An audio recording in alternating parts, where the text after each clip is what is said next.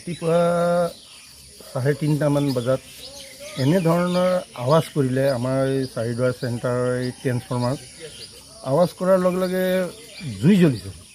মই লগে লগে আমাৰ ইলেক্ট্ৰিক ডিপাৰ্টমেণ্টৰ ফণীন্দ্ৰ বৰা আৰু জান শইকীয়া দেৱক তেখেতক ফোন কৰোঁ যে এই বস্তু আপোনালোকে ইমিডিয়েট লাইনটো কাটি ইয়ালৈ চাবলৈ আহক, কাৰণ এনেধৰণৰ কেতিয়াও হোৱা নাছিলে। তাৰপিছত লগে লগে আমাৰ ইলেক্ট্ৰিক ডিপাৰ্টমেণ্টৰ জান শইকীয়া আহিছে, আহি তেখেতে দেখিছে যে ইয়াত হাতী এটা মৰি আছে। লগে লগে মোক মাতিলে, মই লগে লগে আহি আমাৰ মিডিয়াৰ এই তুপৰ্ণ চক্ৰৱৰ্তী দেৱক মাতিছোঁ, কাৰণ কৰ্তব্য তেখেতক এই বস্তু জনোৱা। গতিকে তেখেতেও সময়মতে আহি এই বস্তুটো প্ৰত্যক্ষ কৰি আজি মিডিয়াত দিয়াৰ বাবে তেখেতক আমি ধন্যবাদ। আৰু গছ চছ ঘৰ চৰ ভাঙিছে নেকি? ঘৰ চৰ দোকান, ফাৰ্মাচী দোকান দুখন আছে আমাৰ, দুয়োখন দোকানতে পিছফালেদি ভাঙি তেখেতে ক্ষয় ক্ষতি কৰিছে। আৰু ৱালো ভাঙিছে? ৱালো ভাঙিছে। আমাৰ হস্পিটেল ডিপাৰ্টমেণ্টৰ ভূঞা বুলি এজন ব্যক্তি থাকে, সেই ৱালটো ভাঙিছে। তেখেত বৰ্তমান ইয়াত নাই, তেজপুৰত থাকে। এই ৱালো ভাঙি এইফালে ইলেক্ট্ৰিক ডিপাৰ্টমেণ্টৰ ইফালেদি সোমাই আহি তেওঁ ইলেক্ট্ৰিকত শ্বৰ্ট চাৰ্কিট হৈ মৃত্যুবৰণ কৰিছে। কি হৈছিল ঘটনাটো?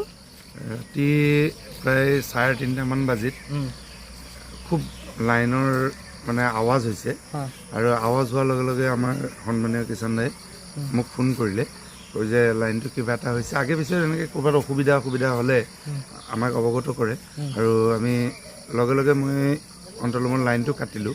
কিন্তু ভবা নাই যে এনেধৰণে গণেশ বাবা এটা আহি পেলাই ইয়াত লাইনত লাগিব। আৰু সচৰাচৰ ক'ৰবাত ডাল পৰিলে বা কিবা এটা হ'লে মানে আমাৰ যিহেতু লাইনটো টিপ কৰে, বেল ফিজ বুলি কয়, যিটো আমাৰ টিপ কৰে, আৰু কৰাৰ লগে লগে লাইনটো কাটি যায়। কিন্তু খুব আৱাজ হৈছে, আৰু দাদাই ক'লে যে একদম ভূমিকম্প অহা নিচিনা 3-4বাৰ আৱাজ হৈছিল বুলি ক'লে। দাদাই মোক প্ৰথম ফোন কৰোঁতে লগে লগে মই লাইনটো কাটিলোঁ, আৰু লাইনটো কাটি দিয়াৰ লগে লগে পিছতহে কথা পাতিছোঁ কি হৈছিল।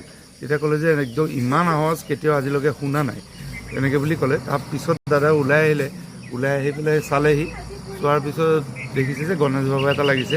খুব মৰ্মান্তিক ঘটনা, আৰু চাৰিদুৱাৰ অঞ্চলত আজি পোনপ্ৰথমৰ বাবে এনেকুৱা এটা দুৰ্ভাগ্যজনক ঘটনা ঘটিছে। সেইকাৰণে আমিও খুব দুখ লাগিছে। এনেকুৱা এটা মানে গণেশ বাবাৰ এনেধৰণৰ মৃত্যুটো আমি কামনা কেতিয়াও নকৰোঁ, আৰু ভৱিষ্যতেও এনেকুৱা নহওক। হয়তো এনেকুৱা লাগিছে, কিন্তু এটা কথা ক'ব লাগিব, প্ৰিয় হ'লেও সত্য, গণেশ বাবাটোৱে বৃহত্তৰ চাৰিদুৱাৰ অঞ্চলৰ খুব সন্ত্ৰাসৰ সৃষ্টি কৰিছিল। কিন্তু আজি ঢুকাইছে, তাৰ বাবে দুখ লাগিছে। কিন্তু অকণমান ক'ৰবাত নহয় ক'ৰবাত আমিও স্বস্তিৰে ৰাইজে, চাৰিদুৱাৰবাসী ৰাইজে অকণমান স্বস্তিৰে নিশ্বাস লৈছে। কিন্তু খুব হৃদয় বিদাৰক আজি গণেশ বাবা এটা জীৱ মৃত্যু হোৱাটো খুব দুখৰ বিষয়, আমাৰ বাবেও খুব মৰ্মান্তিক। কি হৈছিল ঘটনাটো? যোৱা ৰাতি প্ৰায় 1:10-15 মানত মোক সোণাইমিৰিৰ পৰা ফোন কৰিলে, হাতী ওলাই আছে, টিমটো পঠাই দিয়ক। তেতিয়া মই টিমটো পঠাই দিলোঁ, তেওঁলোক তাত আছিলে।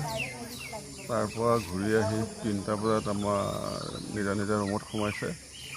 তেনেকুৱাতে আকৌ চাৰিদুৱাৰৰ পৰা এজনে আকৌ মোক ফোন কৰি ক'লে যে ট্ৰেন্সফৰ্মাৰত লাগি হাতী এটা জুই লাগি আছে। তেনেকুৱাতে মই ইমিডিয়েট উঠি আহি ইয়ালৈকে গুচি আহিলোঁ। ট্ৰেন্সফৰ্মাৰত লাগিছে, দেখা পাইছোঁ যে হাতীটো একদম ডাইৰেক্ট ট্ৰেন্সফৰ্মাৰত খুন্দা মাৰি চাৰিদুৱাৰ মেডিকেলৰ অপজিট যিটো ট্ৰেন্সফৰ্মাৰ আছিলে তাতে খুন্দা মাৰি ঠাইতে মৰি আছে। ক্ষয় ক্ষতি কৰিছে নেকি হাতীটোৱে?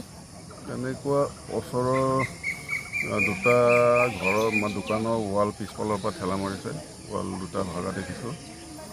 আৰু মেডিকেলৰ যিটো কোৱাৰ্টাৰ আছে, তেওঁলোকৰ কেম্পাছ আছে, কেম্পাছৰ কোৱাৰ্টাৰ কেম্পাছৰ ৱাল এটা ভাগিছে। সেইখিনি